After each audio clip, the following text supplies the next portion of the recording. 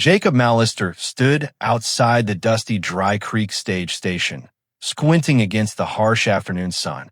His weathered hands gripped the newspaper clipping he'd placed in 3 different towns. Ranch cook wanted, must handle large crew, remote location, decent wages. Simple enough. His longtime cook had up and quit last month, and his crew was getting mighty tired of beans and hardtack. A few more days of his terrible cooking, and they'd all be heading down the trail to find work elsewhere. The sound of thundering hooves and creaking wheels announced the stage's arrival. Jacob straightened his shoulders and adjusted his hat. He expected to see some grizzled old cowpoke step down, maybe a former chuck wagon cook looking for steadier work. Instead, as the dust settled, the stage door opened and out stepped a woman in a faded blue dress that had seen better days. She couldn't be more than 28, with auburn hair pinned back neat and proper despite the long journey. But what stopped Jacob cold were the 3 small faces peering out from behind her worn skirts. "You Mr. Mallister?" the woman asked, her voice steady despite the exhaustion in her green eyes. "I'm Martha Sullivan. I answered your advertisement for a cook." Jacob's mouth opened, then closed again like a fish gasping for air. This wasn't what he'd expected at all. The oldest child, a boy who couldn't be more than 8 years old, stepped forward with his shoulders squared like he was trying to be the man of the family. A little girl about 6 hung back, her curious eyes taking in everything around her. The smallest one, maybe 4 years old, clung to her mother's dress and hadn't made a sound. "Ma'am, I think there's been some mistake," Jacob finally managed to say. "I was looking for a ranch cook, not." He gestured helplessly at the children. Martha's chin lifted with quiet pride. "I can cook for 50 men if need be, Mr. Mallister. I fed the crew at Morrison's logging camp for 2 years before my husband passed. These are my children, Tommy, Lucy, and Sarah. We come as a package." Jacob removed his hat and ran his fingers through his dark hair. This was impossible. A remote cattle ranch was no place for children, especially not little girls. His crew was rough around the edges, good men, but not used to watching their language or their manners. And what would people say about him having a young widow and her children living on his property? But as he looked closer, he could see the desperation Martha was trying so hard to hide. Her dress was clean, but patched in several places. The children's clothes were too small, like they'd outgrown them months ago. Dark circles shadowed Martha's eyes, and when a gust of wind blew dust their way, he noticed how the little one called Sarah pressed closer to her mother without making a sound. Something was wrong with that child, something that went deeper than just being tired from traveling. "Ma'am, I don't think you understand what you're getting into," Jacob said, his voice gentler now. "The Triple M is 20 miles from the nearest neighbor. It's just me and 8 ranch hands. No other women, no children. It gets mighty lonely out there. Lonely doesn't scare us, Mr. Mallister," Martha replied. "We've got each other." She reached into her small carpet bag and pulled out a letter. "This is a reference from Mrs. Morrison. She'll tell you I can handle any kitchen, any size crew. I work hard, I don't complain, and I don't cause trouble." Tommy stepped forward again, his young voice trying to sound grown-up. "My ma's the best cook in 3 counties, mister. And I can help with chores. I'm real good with horses." Little Lucy peeked out from behind her mother. "I can gather eggs," she offered in a small voice. "I like chickens." Jacob felt something twist in his chest. When was the last time he'd heard children's voices? When was the last time he'd seen a real family? But this was madness. He had a ranch to run, cattle to move, and winter preparations to make. He couldn't take on the responsibility of a widow and 3 children, no matter how desperate they seemed. Martha seemed to sense his hesitation. "Just give us a week," she said quietly. "1 week to prove we can handle ranch life. If it doesn't work out, we'll find something else." "And where exactly will you find something else?" Jacob asked, though he already suspected he knew the answer. Martha's composure slipped just a fraction. "We'll manage. We always do." That's when Jacob noticed the stage driver setting down 2 small bags and a wooden crate that looked like it held everything they owned in the world. Martha reached in her purse and handed the driver her last few coins. She'd spent everything she had just getting here. Jacob looked at the children again. Tommy was trying so hard to be brave, but his eyes held worry that no 8-year-old should carry. Lucy was curious about her surroundings, but she stayed close to her family. And little Sarah, she just stared at him with those big, solemn eyes, like she was looking right into his soul. Against every bit of common sense he possessed, Jacob heard himself saying, "1 week. That's all I'm promising. You cook for the crew, keep the house tidy, and we'll see how it goes. But I'm warning you, Mrs. Sullivan, ranch life is hard. If you can't handle it, you'll need to move on." Relief flooded Martha's face, though she tried to hide it. "Thank you, Mr. Mallister. You won't regret this." As Jacob loaded their meager belongings into his wagon, he was already regretting it. What had he got himself into? But as he helped Martha and the children climb up onto the wagon seat, he caught a whiff of bread and herbs clinging to Martha's dress. Real cooking smells, not the burned beans and bitter coffee he'd been choking down for weeks. The 20-mile ride to the Triple M passed mostly in silence. The children stared wide-eyed at the endless grassland stretching in all directions. Martha sat straight back beside him, her hands folded in her lap, probably wondering what kind of life she'd just committed herself and her children to. When the ranch buildings finally came into view in the distance, Jacob felt a familiar surge of pride. The Triple M was a good spread, with a solid house, well-built barns, and corrals that could hold 1,000 head of cattle. It had taken him 10 years to build it up from nothing, and it was his life's work. "It's beautiful," Martha said softly, and Jacob glanced at her in surprise. Most people saw only the isolation, the endless work, the harsh reality of ranch life. But Martha was looking at his home like it was something precious. As they pulled up to the house, Jacob's crew began gathering around the wagon, their faces full of curiosity and confusion.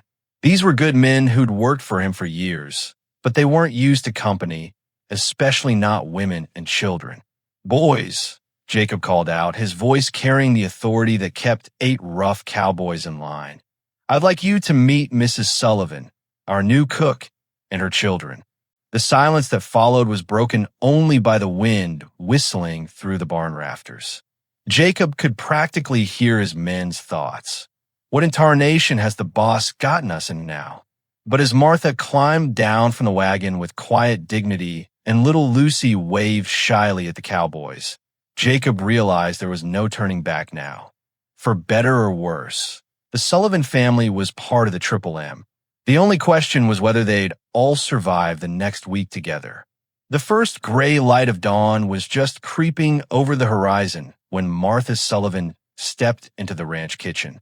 She'd barely slept, her mind racing with plans for feeding 8 hungry cowboys who expected their new cook to fail. The kitchen was bigger than any she'd worked in before, with a massive wood-burning stove that could handle multiple pots and pans at once. Cast iron skillets hung from hooks along the wall, and the pantry was well stocked with flour, beans, salt pork, and dried goods. This was a kitchen built for feeding a small army. Martha rolled up her sleeves and got to work. By the time the sun was fully up, the smell of fresh biscuits, bacon, and coffee was drifting across the ranch yard. She could hear boots stomping on the porch as the cowboys made their way to the dining hall, their voices low and skeptical. Tommy appeared in the kitchen doorway, his hair still tousled from sleep. "Ma, can I help?" "You can set the table, son," Martha said. Not looking up from the egg, she was scrambling in a pan big enough to wash a baby in. "Use the good plates, and make sure there's enough coffee cups for everyone."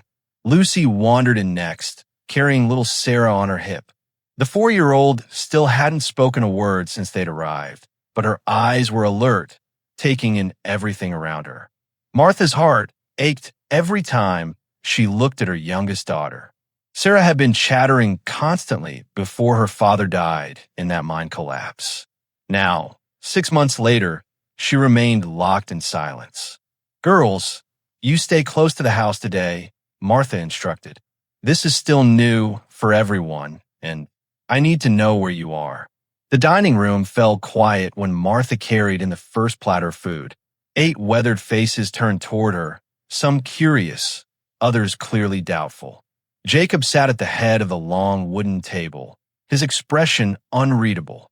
These men had probably been living on beans and hardtack for weeks, but they weren't about to show gratitude to some woman who'd turned their orderly bachelor existence upside down. "Morning, boys," Martha said calmly, setting down platters of fluffy biscuits, perfectly cooked eggs, and bacon that was crispy without being burned. "I hope you're hungry." The cowboys exchanged glances. Bill Henderson, the ranch foreman with silver hair and a permanent squint, picked up a biscuit and bit into it cautiously. His eyebrows shot up in surprise. "Well, I'll be damned," he muttered, then caught himself. "Beg your pardon, ma'am." One by one, the men began eating in earnest. Martha had learned long ago that the way to judge her cooking wasn't by what people said, but by how fast the food disappeared. Within minutes, the platters were empty and the cowboys were looking around hopefully for seconds. "There's more on the stove," Martha said, allowing herself a small smile. "And I'll have lunch ready by noon." As the men filed out to begin their workday, she heard Bill tell Jacob, "Boss, if she can keep cooking like that, I don't care if she brought a whole orphanage with her." Martha felt her shoulders relax for the first time since arriving. Maybe this would work after all. Over the next few days, Martha threw herself into establishing a routine. She was up before dawn, preparing hearty breakfast that would keep the cowboys going through long hours of hard work. Lunch was usually simple, sandwiches and soup they could eat quickly, but supper was where she really showed her skills. Roast beef with gravy, chicken and dumplings, beef stew with vegetables from the kitchen garden. Food that reminded these lonely men what a real home felt like. The children began finding their place in the ranch routine as well. Tommy followed Jacob around whenever he could, pestering him with questions about cattle and horses. The boy was small for his age, but he was determined to prove he belonged here. Jacob tried to maintain his gruff exterior, but Martha caught him showing Tommy the proper way to clean a bridle, his voice patient and instructive. Lucy made friends with everyone and everything on the ranch. She charmed the cowboys with her curious questions and bright smile, helped Martha in the kitchen without being asked, and could often be found in the chicken coop, talking to the hens like they were old friends. The horses seemed to sense her gentle nature, and even the most skittish mare would calm down when Lucy approached. Sarah remained silent, but she was always watching. Martha would find her standing in doorways, observing the cowboys at work or sitting on the porch steps with her worn rag doll, taking in this new world with those serious dark eyes. It worried Martha, but she didn't know how to draw her youngest daughter out of the protective shell she'd built around herself. Jacob Mallister was proving to be a puzzle Martha couldn't quite solve. During the day, he was all business, running his ranch with the quiet authority of a man who'd built something from nothing. He was fair but firm with his crew, and Martha could see why these tough cowboys respected him. But she'd catch glimpses of something else, especially when he thought no one was looking. The way his expression softened when Lucy showed him a pretty rock she'd found, or how he made sure there was always what's stocked by the kitchen door without being asked. Martha learned his story in pieces, gathered from overheard conversations and careful questions. Jacob had lost his wife and newborn son 7 years ago, complications during childbirth that the country doctor couldn't handle. He'd thrown himself into building the Triple M after that, working from dawn to dusk, never taking time to grieve properly. The ranch had become his entire world, and he'd convinced himself that was enough. One evening, as Martha was cleaning up after supper, she heard voices on the front porch. Jacob was sitting in his favorite chair, whittling a piece of wood, while Tommy perched on the porch railing, chattering away about a hawk he'd seen that afternoon. "Do you think he has babies?" Tommy asked. "Lucy says all birds have babies in the spring." "Probably," Jacob replied, not looking up from his whittling. "Hawks usually nest in the tall trees down by the creek." I'd like to see baby hawk someday. Pa used to say he'd take me bird watching, but then Tommy's voice trailed off. Martha held her breath, waiting for Jacob's response. This was dangerous territory, the subject of fathers and loss that could send both males retreating into protective silence. Your pa sounds like he was a good man, Jacob said quietly. I bet he would have shown you all kinds of things. He was going to teach me to fish, too, and how to track deer. Ma says he was the best tracker in 3 counties. Well, Jacob said, still focused on his carving, I suppose someone ought to teach you those things. Can't have a cowboy who doesn't know how to read tracks. Tommy's face lit up. You teach me? Really? I reckon I could spare some time on Sundays. If your ma doesn't mind. Martha smiled to herself as she finished wiping down the table. Jacob Mallister was a good man, even if he tried to hide it behind gruff cowboy exterior. But their peaceful routine was about to be tested. The next morning, as Martha was kneading bread for the day's meals, she heard the sound of a buggy approaching the ranch. Through the kitchen window, she could see a well-dressed man climbing down from an expensive rig, his suit and bowler hat looking out of place against the rough ranch buildings. Jacob emerged from the barn, his expression wary. Martha couldn't hear the conversation, but she could see Jacob's posture growing more tense with each passing minute. The stranger gestured toward the house several times, his voice carrying a tone of disapproval, even if his words didn't reach her ears. When a man finally left, Jacob stood in the yard for a long moment, staring after the departing buggy. Martha could see the worry lines creasing his forehead, even from a distance. Later that afternoon, when the children were napping and the house was quiet, Martha found Jacob repairing a fence post near the barn. His movements were sharp and agitated, like he was working out frustration with every hammer blow. Everything all right? She asked, keeping her voice casual. Jacob paused in his hammering. That was Reverend Matthews from town. Seems word's gotten around about our arrangement here. Martha felt her stomach drop. What kind of word? The kind that questions whether it's proper for a single woman and her children to be living on a bachelor's ranch. Jacob's jaw was tight with anger. The kind that suggests maybe you should find work somewhere more appropriate. I see.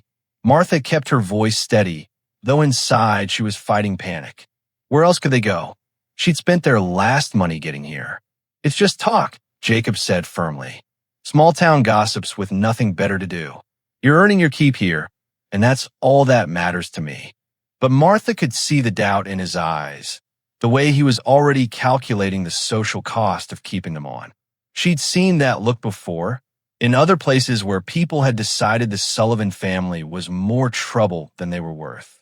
That evening, as she tucked the children into the beds Jacob had hastily set up in the small room off the kitchen, Martha made a decision. She wouldn't wait to be asked to leave.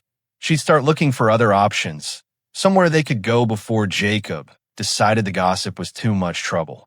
But as she was banking the fire in the stove, she heard a small voice from the doorway. Mama. Martha spun around. Sarah was standing in her nightgown, clutching her rag doll, looking smaller than ever. What is it, sweetheart? Martha knelt down to her daughter's level. Sarah's voice was barely a whisper, rusty from months of disuse. Are we going to leave again? Martha's heart broke and soared at the same time. Sarah had spoken, her first words in 6 months, and they were about the fear that haunted all of them. The fear of never belonging anywhere, never having a real home. I don't know, baby, Martha said honestly, but whatever happens, we'll face it together. We always do. As she carried Sarah back to bed, Martha caught sight of a tall figure standing in the shadows of the hallway. Jacob had heard everything, Sarah's first precious words and the fear behind them. Their eyes met across the darkened house, and Martha saw something shift in his expression. The question was, would it be enough to change his mind about what really mattered most? Jacob couldn't stop thinking about Sarah's whispered words. Are we going to leave again? The fear in that little girl's voice had cut through him like a knife. He'd spent the night staring at the ceiling, wrestling with feelings he'd buried years ago. The next morning, he found Sarah sitting alone on the back porch steps, holding her rag doll and watching the chickens scratch in the dirt. Jacob had never been good with children, especially not since losing his own son, but something about this silent little girl drew him in. "Mind if I sit?" he asked gently. Sarah looked up at him with those serious dark eyes and scooted over to make room. They sat in comfortable silence for several minutes before Jacob spoke again. "You know, those chickens need feeding every morning. Think you might want to help me with that." Sarah nodded slowly. Jacob led her to the feed bin and showed her how to scatter the corn just right. When the hens came clucking and flapping toward them, Sarah actually smiled. The first real smile he'd seen from her. "There you go," Jacob said softly. "They like you." "They're soft," Sarah whispered, reaching out to pet a gentle brown hen. Those two words hit Jacob harder than a bucking horse. This little girl was finding her voice again, here on his ranch, and he'd be damned if he let anyone take that away from her. Martha noticed the change immediately. Over the following days, Sarah began following Jacob around like a tiny shadow. She'd sit quietly while he worked, sometimes asking simple questions in her soft voice. Jacob found himself looking forward to these moments, teaching her about the animals and watching her confidence slowly return.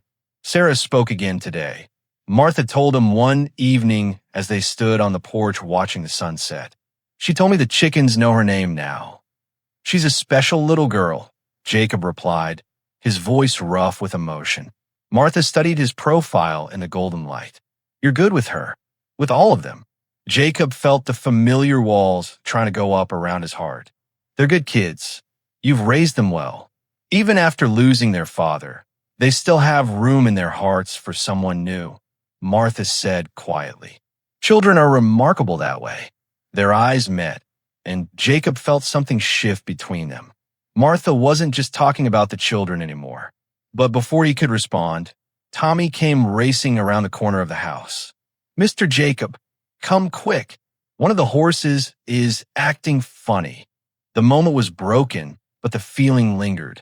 As they hurried to the barn together, Jacob realized that somewhere along the way, this had stopped feeling like an arrangement and started feeling like home. But their growing peace was shattered a week later when a fancy carriage rolled up to the house. Banker Harlan Boone stepped down, his expensive suit and cold smile making Jacob's stomach clench with dread. "Mal Lister," Boone said, not bothering with pleasantries. "We need to talk about your loan." Jacob's blood ran cold. He'd borrowed money 2 years ago to help his neighbors through a terrible drought, mortgaging the ranch he'd built with his bare hands. The payments were current, but barely. "What about it?" Jacob asked, keeping his voice steady. "The bank's calling it in. Full payment, 30 days. Boone's smile was sharp as a blade. $40,000, or we foreclose." Martha had stepped onto the porch during the conversation, and Jacob saw her face pale. $40,000 might as well have been $40 million. There was no way to raise that kind of money in a month. "This ranch is worth twice that," Jacob protested. "Not in this market. Besides, there are concerns about your living situation here. A single woman and children, no proper marriage. The bank can't be associated with scandal." After Boone left, Martha found Jacob sitting on the porch steps with his head in his hands. Sarah was beside him, patting his arm with her small hand like she was trying to comfort him. "It's him, Papa," Sarah said clearly. "The mean man made you sad." Jacob's head shot up. Had she just called him Papa? The word hit him like lightning, illuminating everything he'd been trying to deny. These weren't just his employees anymore. They were his family. Martha sat down on his other side, her voice gentle but determined. "We'll figure this out, Jacob. Together. There's no we in this, Martha. I won't let you and the children suffer for my debts." "Too late for that," she said firmly. "We're in this together now, whether you like it or not. Sarah just called you Papa, and that means something." Jacob looked at the little girl who'd claimed his heart without him even realizing it. Then he looked at Martha, whose strength and courage had been holding them all together from the beginning. "What are we going to do?" he asked, the weight of responsibility heavy on his shoulders. "We're going to fight. Martha said simply. This is our home, and no banker is going to take it away from us. As if summoned by her words, Tommy and Lucy came running from the barn, laughing and covered in hay. They stopped short when they saw the serious expressions on the adults' faces. What's wrong? Tommy asked, that worried look returning to his young eyes. Jacob made a decision that surprised even himself. Come here, son, he said, opening his arms to include all three children. We got some problems to solve, but we're going to solve them together. As a family. The word hung in the air like a promise, and Martha felt her heart soar even as their world threatened to crumble around them. Jacob couldn't sleep that night. Sarah's innocent word, Papa, kept echoing in his mind. He'd lost one family to tragedy, and now he was facing the possibility of losing another to his own poor decisions. He found himself standing in the doorway of the children's room, watching them sleep peacefully, unaware that their new home might be torn away from them. Martha appeared beside him in the darkness. They feel safe here, she whispered. For the first time since their father died, they feel like they belong somewhere. I made a mess of everything, Jacob said quietly. I should never have borrowed that money. Why did you? Martha asked, though her tone held no judgment. Jacob was quiet for a long moment. 3 summers ago, drought hit hard. The Henderson family lost their entire crop. The Martinez family's well went dry. Old Pete Morrison couldn't feed his cattle. He paused, remembering. I had good water, good grass. I could have watched them all lose everything, or I could mortgage the ranch and help them through it. Martha felt her heart swell. You saved your neighbors, and now I might lose my home because of it. Jacob's voice was bitter with regret. No, Martha said firmly. You might lose your home because a greedy banker wants to steal it from you. There's a difference. The next morning at breakfast, Martha made an announcement that surprised everyone. I want to talk to you all about our situation. Tommy looked up from his eggs. What situation, Ma? Martha took a deep breath. Mr. Jacob borrowed money to help people, and now the bank wants him to pay it all back at once. That's a lot of money, more than we can raise in 30 days. Are we going to lose the ranch? Lucy asked, her voice small. Jacob started to speak, but Martha held up her hand. We're going to fight for it. All of us, together. She reached into her apron pocket and pulled out a small leather pouch. This is the insurance money from your father's death. It's not much, about $300, but it's yours by right. Tommy's eyes widened. Ma, that's your money. Pa meant it for you. Your father meant it for his family, Martha corrected. And this is our family now. All of us. Jacob stared at her in shock. Martha, I can't take your money. That's all you have in the world. Jacob Mallister, you listen to me, Martha said, her voice strong and clear. When I stepped off that stage, I was desperate and alone. You gave us a home when you didn't have to. You've been a father to my children when they needed one most. This ranch isn't just your home anymore. It's ours too. And families stick together. Sarah climbed down from her chair and walked over to Jacob. Papa, don't be sad. We'll help you. The simple faith in her voice nearly broke Jacob's composure. Here was a 4-year-old child who'd already lost one father, and she was ready to fight to keep the second one. I've got an idea too, Tommy said, trying to sound grown up. We could sell some cattle to the other ranchers. Not to market, direct sales for better prices. Jacob blinked in surprise. The boy was right.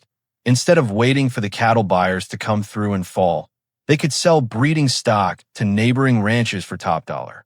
It wouldn't be enough to cover the whole debt, but it was a start. That's good thinking, son, Jacob said, and Tommy beamed at the praise. Lucy raised her hand like she was in school. I could sell eggs in town. Mrs. Henderson says our chickens lay the best eggs she's ever seen. Martha felt tears prick her eyes. Her children were willing to do anything to save their new home. Over the next week, they worked like their lives depended on it because they did. Jacob and Tommy rode out to neighboring ranches, negotiating sales of prime breeding cattle. Martha and Lucy drove the wagon to town 3 times, selling eggs, butter, and Martha's famous pies to anyone who would buy them. Even little Sarah helped, carefully gathering eggs and feeding the chickens without being reminded. But as the days passed, it became clear their efforts weren't going to be enough. They'd raised maybe half of what they needed, and time was running out. It was Martha who came up with the final piece of the solution. She was going through her late husband's papers when she found something she'd forgotten about. Mineral rights papers for land her husband had owned back in Colorado. Land that might be worth something to the mining companies moving into the area. "Jacob," she called out, her voice trembling with excitement. "I think I found our answer." When she showed him the papers, Jacob's face lit up with the first real hope she'd seen in weeks. "Martha, these could be worth enough to save a ranch. But are you sure? Once you sell these, they're gone forever." Martha looked around at the home they'd built together. Jacob chopping wood while Tommy tried to copy his technique. Lucy chasing chickens while Sarah laughed and clapped. The dinner table where they'd shared so many meals as a family. "I'm sure," she said. "This is where we belong. This is home." But their relief was short-lived. The next morning, they woke to the sound of horses and wagons approaching the ranch. Through the window, they could see Sheriff Morrison riding up with Boone and several men. "Time's up, Mallister," Boone called out, his voice carrying across the yard. "Unless you've got $40,000 in cash, you've got 24 hours to pack up and get out." Jacob felt Martha's hand slip into his, her fingers squeezing tight. They were so close to a solution, but would they have enough time to make it work? The next morning arrived gray and cold, matching the dread in Jacob's stomach. Sheriff Morrison sat on his horse, looking uncomfortable, while Boone strutted around the ranch yard like he already owned the place. Two hired men waited by a wagon, ready to load up anything valuable they could find. "Well, Mallister," Boone called out. "Got my money?" Jacob stepped onto the porch, Martha beside him. The children clustered behind them, Tommy trying to look brave while Lucy held Sarah's hand tight. "We're working on it," Jacob said evenly. "Martha's got mineral rights that should cover the debt." Boone laughed, a harsh sound that made Sarah press closer to Martha's skirts. "Should? Might? Maybe? That's not cash, Mallister. That's wishful thinking. The papers are legal." Martha stepped forward, her voice strong. "My husband owned mining claims in Colorado. They're worth more than enough to pay what Jacob owes. Even if that's true, little lady, it'll take weeks to verify and sell. The bank wants payment today." Boone's smile was cruel. "You've got until sunset to clear out." That's when Bill Henderson rode up fast, his horse lathered with sweat. Behind him came 3 more riders, neighboring ranchers who'd heard about the trouble. "Hold on there, Boone," Bill called out, dismounting quickly. "These folks aren't going anywhere." "This is none of your business, Henderson," Boone snapped. "The hell it isn't," came a voice from behind them. Pete Morrison walked up, his weathered face set in hard lines. "Jacob mortgaged his ranch to help us through the drought. We all know it, and we all remember it." Martha watched in amazement as more neighbors appeared. The Martinez family, the Stevensons, even old Doc Bailey from town. They formed a loose circle around Boone and his men, their faces grim with purpose. "What's this supposed to be?" Boone demanded, though Martha could see uncertainty creeping into his eyes. "It's called loyalty," Bill said simply. "Something a snake like you wouldn't understand." Doc Bailey stepped forward, pulling out a thick envelope. "I've got $500 here for Jacob. Payment for all the times he's helped my family. And I've got $800, Pete Morrison added. "Jacob saved my cattle operation. Least I can do is return the favor." One by one, the neighbors stepped forward with money, deeds to horses, promises of cattle sales. Martha felt tears streaming down her face as she watched the community rally around them. But it still wasn't enough. They were close, maybe $30,000 raised, but Boone was shaking his head with satisfaction. "Touching," he sneered, "but you're still 10,000 short. And I've got the sheriff here to enforce the law." Sheriff Morrison looked more uncomfortable by the minute. "Now, Boone, maybe we could work something out." "No deals." Boone cut him off. "The bank wants payment in full, or this ranch gets seized. Period. That's when Martha stepped forward, her chin held high with quiet dignity. Then take it, Martha. Jacob started to protest, but she held up her hand. You want the ranch, Mr. Boone? Fine, but you're not getting just land and buildings. Martha's voice carried across the yard, strong and clear. You're taking the home where 3 children learned to feel safe again after losing their father. You're stealing the place where a broken man learned to love again. You're destroying a family. She looked around at all the faces, neighbors, friends, people who'd become part of their lives. Everyone here knows what kind of man Jacob Mallister is. He gave up everything to help others, and when we needed him most, he gave us a home. Sarah broke free from Lucy's grip and ran to Jacob, throwing her small arms around his legs. Don't let the mean man take Papa away. The words hit Jacob like lightning. Here was this precious child who'd already lost one father, terrified of losing another. Something fierce and protective roared to life in his chest. You know what, Boone? Jacob said, his voice steady as steel. You can have the ranch, but you can't have my family. He knelt down and gathered all 3 children in his arms. Martha Sullivan, I should have said this weeks ago. Will you marry me? Not because of the bank or the gossip or any of that nonsense. Because I love you. Because I love these children. Because you're all the home I need. Martha's breath caught in her throat. Around them, the crowd had gone completely still, waiting for her answer. Jacob Mallister, she said, her voice thick with tears. I thought you'd never ask. The cheer that went up from their neighbors could probably be heard in the next county. But Boone was furious. This changes nothing. You still can't pay. That's when a new voice cut through the celebration. Actually, they can.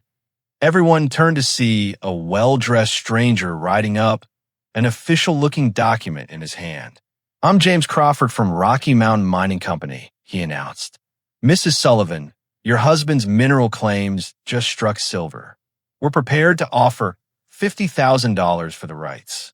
Martha felt her knees go weak. Jacob caught her arm, his own face stunned with disbelief. $50,000, Martha whispered. Cash, Crawford confirmed. Today, if you're willing to sell. Boone's face had gone purple with rage, but there was nothing he could do. The crowd erupted in celebration as Martha nodded her acceptance.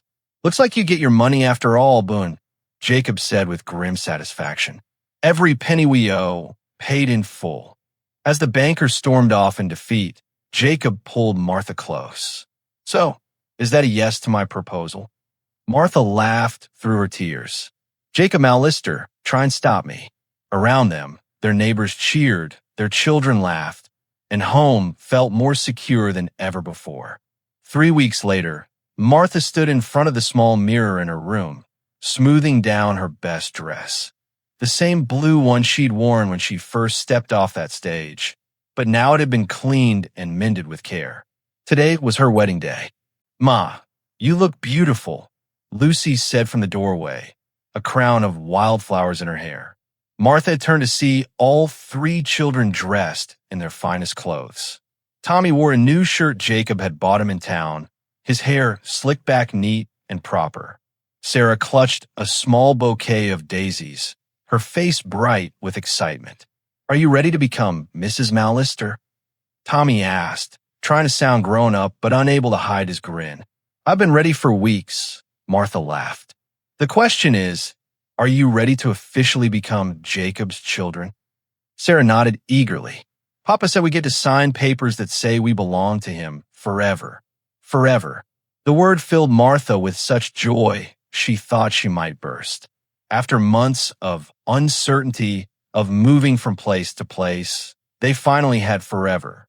The ceremony was held in the ranch yard under the big oak tree, with half the county in attendance. Reverend Matthews, who'd once questioned their living arrangement, now beamed as he prepared to make it official. Bill Henderson stood as Jacob's best man, while Lucy and Sarah served as Martha's attendants. When it came time for the vows, Jacob's voice was steady and sure. Martha, you came into my life like sunshine after a long winter. You and your children have given me something I thought I'd lost forever, a family. I promise to love and protect all of you for the rest of my days." Martha's response came from her heart. "Jacob, you gave us more than a home. You gave us hope. You showed 3 lost children what it means to have a father again. And you showed me that love can bloom twice in one lifetime." Tommy walked Martha down the aisle, his chest puffed with pride at being chosen for the honor. When Reverend Matthews asked who gave this woman in marriage, Tommy's voice rang out clear and strong. "Her children and I do, and we're proud to give her to the best man we know." After the kiss that sealed their union, Jacob knelt down to the children's level. "Now for the most important part," he said, pulling out the adoption papers Doc Bailey had helped to prepare. "Tommy, Lucy, Sarah, would you like to become Mallisters officially?" Sarah was the first to grab the pen, carefully making her mark on the paper. "Now we're really a family, Papa." The celebration continued into the evening with dancing, food, and laughter. Martha watched from the porch as Jacob taught Tommy to play horseshoes while Lucy chased fireflies with the other children. Sarah sat beside her, no longer the silent, frightened child who'd arrived months ago. "Mama," Sarah said thoughtfully, "do you think Daddy in heaven is happy we found Papa Jacob?" Martha pulled her youngest close. "I think your daddy is very happy that we're safe and loved, sweetheart." As the stars came out over the Triple M Ranch, Martha felt a deep contentment settle over her. She'd answered an advertisement for a ranch cook position and found so much more: a husband who loved her, a father for her children, and a home that would shelter their family for generations to come. Jacob joined her on the porch, slipping his arm around her waist. "Any regrets, Mrs. Mallister?" Martha smiled up at her husband, then looked out at their children playing in the yard, safe and happy at last. "Not a single one, Mr. Mallister. Not a single one."